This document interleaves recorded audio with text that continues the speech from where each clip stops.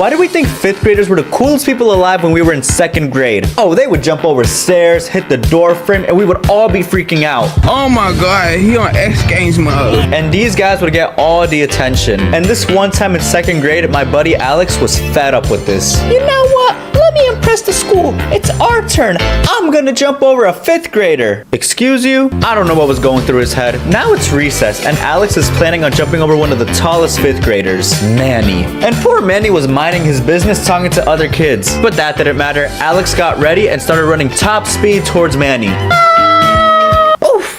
Yeah, he didn't even make a dent.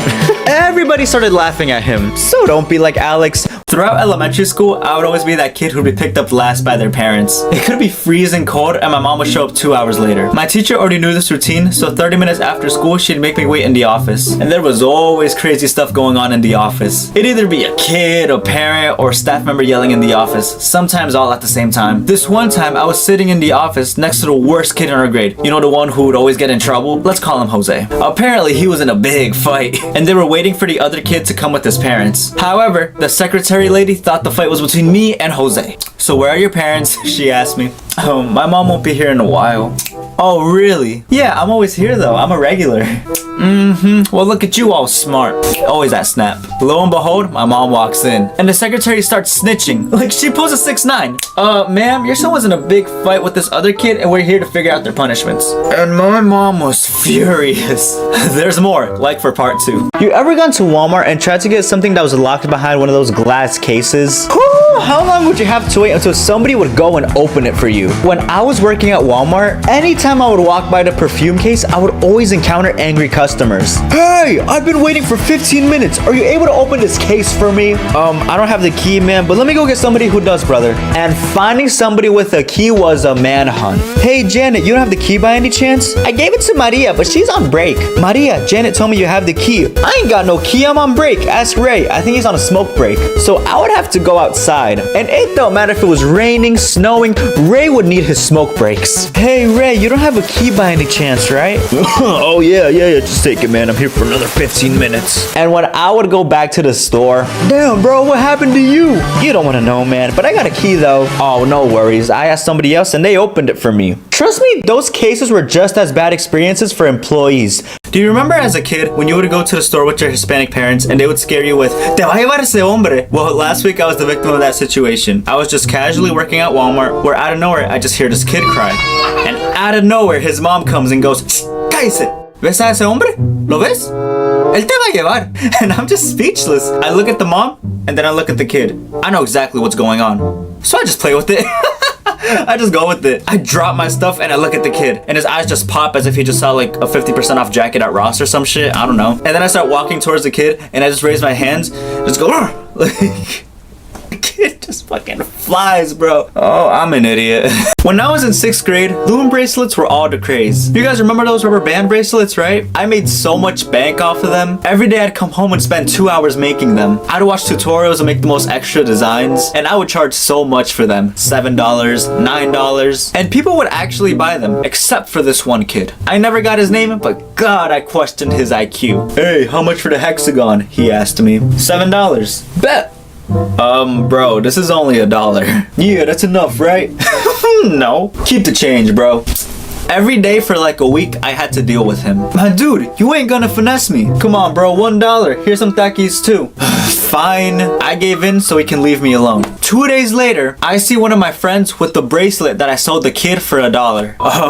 Where'd you get that? Oh, I bought it off this kid for $8. $8? I feel like I'm cursed over $8. When I was in 6th grade, I had this friend named Randy. He was one of the first friends I made in middle school. One random Friday, right before school was gonna end, he approaches me. Hey, yo, bro, you got $8 I can borrow? $8? You know what you can get for $8 as a 6th grader? You can get hot Cheetos in Arizona, a pack of gum, loom bracelets, remember those? And you'd still have like $2 left. But I'm that kind of friend where if you need help, I got you. I didn't question it, so I just gave him 8 $1 bills that were all wrinkled up. Like, I just gave it to him. Oh, you the best, bro, he said to me. I'll pay you back on Monday. On Monday, I tried to look for him. Can't find him.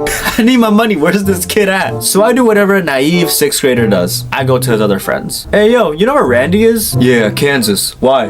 What? Yeah, he moved to Kansas over the weekend. You didn't know? And that was true. So my boy Randy finessed $8 from me and moved 1,600 miles away. And I still haven't forgotten. And I got no way to contact them anymore. He blocked me on Kick. So Randy, if you're still out there, just know I still need my $8. I couldn't buy Takis that day. Come on, bro. Throughout middle school, I was the victim of a couple stolen phones. Kids were just ruthless. But this one time, my phone got stolen and I managed to find the person who took it. And when he gave it back to me, my mom made me give him $20 for his honesty. And word started spreading like wildfire. Hey, if you steal Jorge's phone and give it back, he gives you $20. Dude, I had a target on my back. It's the $20 phone kid. Oh wait, that's him?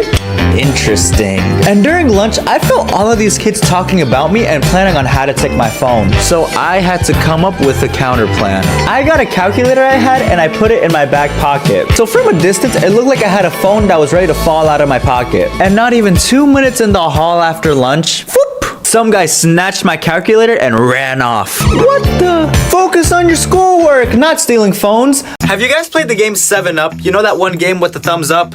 We would always play this game in elementary school and I would always cheat. This one time we were playing and someone put my thumbs down and I saw their shoes. What are those? I then picked the same kid with the shoes and he got mad. You cheated! I saw you!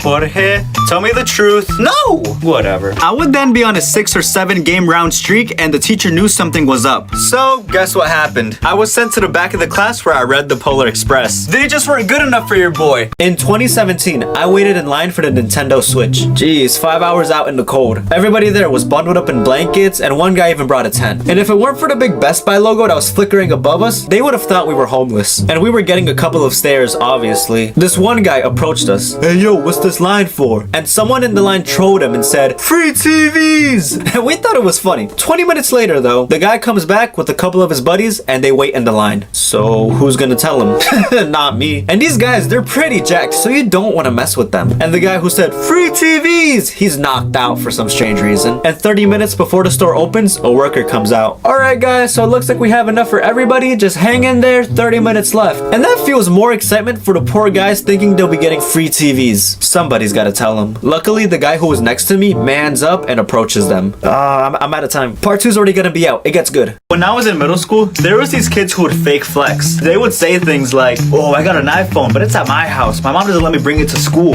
And this was a time when nobody had good phones. So everybody would be captivated by these guys. But they were the same kids that would wear this. So a lot of people would question them. Man, we know you're lying. You just broke. My dad is the CEO of Microsoft. He's the janitor of the school. Well, at least I have a dad. Ooh. They would always end up in fights. And the whole school would stampede when there was a fight. Oh, shit. Oh, shit. Oh.